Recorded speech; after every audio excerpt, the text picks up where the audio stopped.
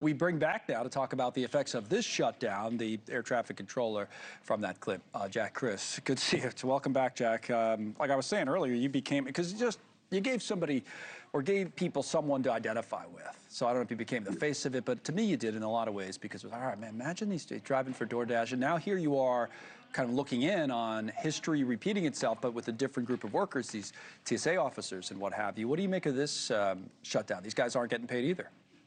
Yeah, Connell, it's my heart goes out to him. It's very messed up situation for them. I've been there. I know how it feels, and I wish it was something that I could do personally, but unfortunately, it's more than what my paycheck can cover.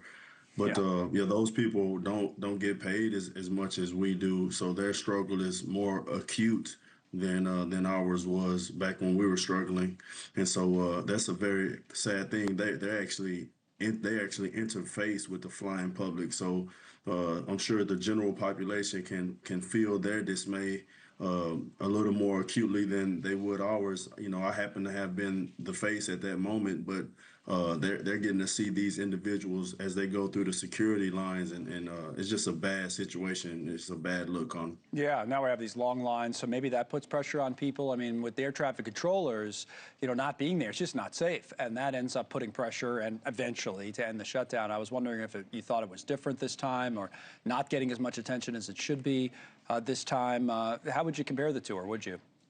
Yeah, I would agree with you. I think that the attention may be a little less acute and significant in the eyes of the general public, but to the individual that's working every day, is not a small matter. Again, I know the exact feeling of how it feels to be at work, still have to come to work and not get paid. It's a very demoralizing feeling, and then when you add on the fact that you don't know exactly when it's going to end, it just amplifies the situation. Yeah, I bet it does. Did you learn anything in that experience that you would pass on to these folks, or, whether it's how to get by day to day, or maybe even draw attention that might help end the shutdown? Yeah, you know what I did Yeah. as well as anybody that watches NewsNation. I got in my car and I drove to make ends meet. You know, everyone can't do that. Everyone's situation is unique, but my advice would be to try to develop a nest egg so that if this ever happens again, you can at least make it for, I say, at least 3 months would be my guess. Yeah, that's what people, that's like financial advisors give that advice. And that is actually really good advice because, sad to say, don't you think, and are you trying to do that in your own life, or maybe some of your colleagues are rethinking that now, that this could happen again? I mean, there's no reason the There, way there, Congress is, right? Are you prepared for it next time?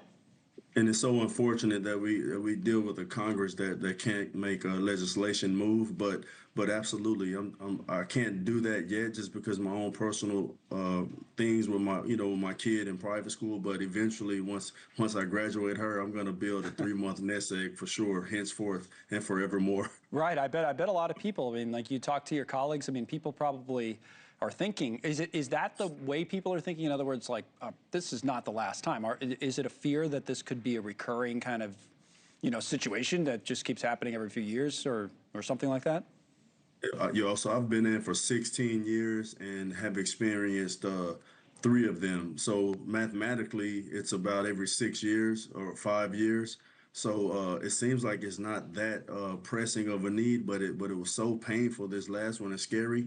But look, everyone's situation is unique. I put myself in a situation where mine was critical, but I plan on not being in that situation anymore once I can get there. But it'll just take a little time for me personally to get there.